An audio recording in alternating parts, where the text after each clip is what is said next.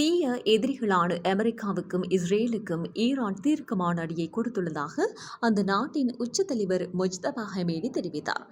ஈரானில் ஏற்பட்ட இஸ்லாமிய புரட்சியின் நிறுவனர் அயதுல்லா ருஹேல்லா ஹொமேனியின் 37வது நினைவு நாளையொட்டி முஜ்தபா ஹமீனி அறிக்கையொன்றை வெளியிட்டுள்ளார். அந்த அறிக்கை அயதுல்லா ருஹேல்லா ஹொமேனியின் நினைவிடத்தில் நடைபெற்ற நிகழ்ச்சியில் மதபோதகர்களால் வாசிக்கப்பட்டதாக தகவல்கள் தெரிவிக்கின்றன. வணக்கம், இன்றைய பார்வை நிகழ்ச்சியுடன் இணைந்திருக்கிறீர்கள். வளைகுடா நாடுகளில் போர் பதற்றம் மீண்டும் உச்சகட்டத்தை எட்டியுள்ளது.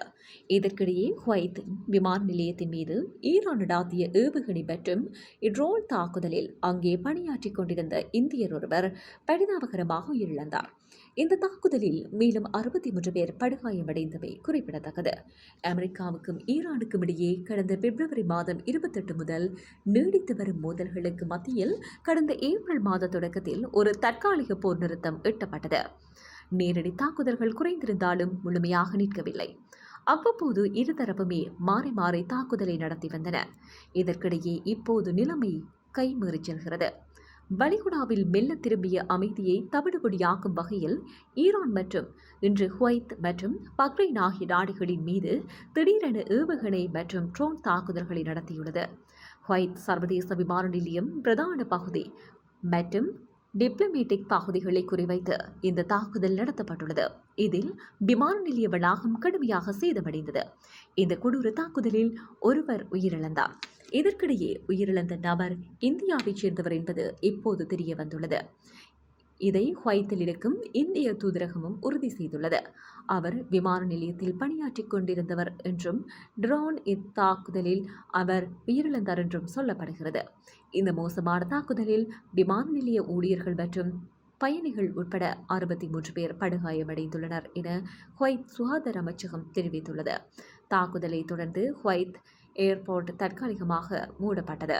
சில மணி நேரத்திற்கு பிறகு நிலைமை சீரான பிறகு டெர்மினல் 4ல் இருந்து குவைத் ஏர்வேஸ் விமானங்கள் மீண்டும் இயக்கப்பட்டன. இதற்கிடையில் பஹ்ரைன் நாட்டில் அமைந்துள்ள அமெரிக்க கடற்படையின் 5வது படைத்தளத்தை குறிவைத்து ஈரான் ஏவுகணைகளை ஏவியது.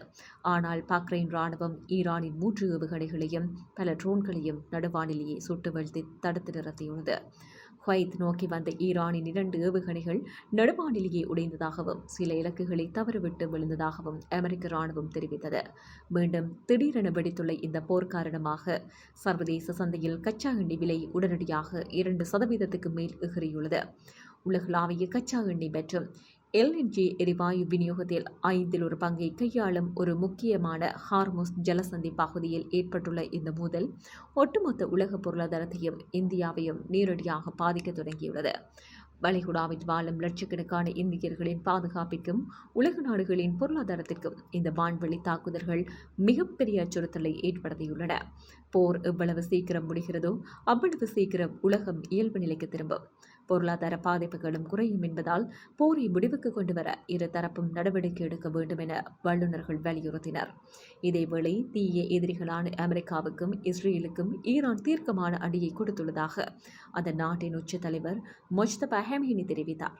ஈரானில் ஏற்பட்ட இஸ்லாமிய புரட்சியின் நிறுவனர் அயதுல்லா ருஹேல்லா ஹமீனியின் 37வது நினைவு நாளையொட்டி முஜ்தபா ஹமீனி அறிக்கையொன்றை வெளியிட்டுள்ளார். இந்த அறிக்கை அயதுல்லா ருஹேல்லா ஹொமேனியின் நினைவிடத்தில் நடைபெற்ற நிகழ்ச்சியில் மதபோதகர்களால் வாசிக்கப்பட்டதாக தகவல்கள் தெரிவிக்கின்றன. இதனையடுத்து இந்த அறிக்கை முஜ்தபா ஹமீனியின் எக்ஸ் பக்கத்திலும் வெளியிடப்பட்டுள்ளது. அதில் அவர் அமெரிக்காவின் தலைமையில் இயங்கும் ஏகாதிபத்திய சக்திகள் கடந்த 80 ஆண்டுகளாக இஸ்ரேல் என்ற பெயரில் ஒரு இராணுவ தளத்தை உருவாக்கியுள்ளன. போலியானதும் சட்டவிரோதமான அந்த இஸ்ரேலின் கிழக்கே வலிமையான சுதந்திரமான ஈரான் என்னும் தேசம் இருப்பதை ஏற்க மறுக்கிறது. ஈரானின் முன்னேற்றத்தை தடுப்பதற்காக ஏகாதிபத்திய சக்திகள் இதையும் செய்ய தயாராக உள்ளன. அந்த தீய எதிரி ஈரானின் ஆயுதப்படை வீரர்களுடனான நேரடி மோதலில் தோல்வியை சந்தித்துள்ளது. இராணுவ ரீதியிலான போர்க்களங்களிலும் சரி, ஈரானின் தெருக்களிலும் சரி, அது ஒரு தீர்க்கமான அடிப்படை வாங்கியிருப்பதால் தற்போது அவமானத்தை அனுபவித்துக் கொண்டிருக்கிறது. அந்த எதிரி 2 முக்கிய அம்சங்கள் மீது தனது சக்தி திட்டத்தை தீட்டி வருகின்றது. ஒன்று, ஈரான் மக்களின் மன உறுதியை சிதைப்பது. மற்றொன்று, நாட்டின் அதிகாரிகளின் முடிவெடுக்கும் திறனில் பாதிப்பை ஏற்படுத்துவது. இதற்காகவே சந்தேகம், விரக்தி, அச்சம், அவநம்பிக்கை, பிளவு ஆகியவற்றின் விதைகளை அவர்கள் விதைக்கின்றார்கள். எதிரியின் தீய நோக்கங்களை உணர்ந்து நாட்டு மக்கள் அனைவரும் அந்த சதித்திட்டத்தை தகர்த்தெறிய வேண்டும் என தெரிவித்துள்ளார். முன்னதாக அணு ஆயுத தடை ஒப்பந்தத்தில் கையெழுத்திட்ட ஈரான் மறுத்ததால் அந்த நாட்டின் மீது அமெரிக்கா மற்றும் இஸ்ரேல் படைகள் கடந்த பிப்ரவரி மாதம் 28ஆம் தேதி முதல் தாக்குதல் நடத்தின. இதில் ஈரானின் ராணுவ தளங்கள் பல சேதமடைந்தன. இந்த நிலையில் இரு நாடுகளிடையே கடந்த ஏப்ரல் மாதம் போர் நிறுத்தம் ஏற்பட்டது. செறிவூட்டப்பட்ட யுரேனியத்தை ஒப்படைக்க ஈரான் முன்வராததால் போர் நிறுத்தம் ஏற்படாமல் இருந்தது. தற்போது மீண்டும் போர்ச்சூழல் வலுத்துள்ளது கவனிக்கத்தக்கது.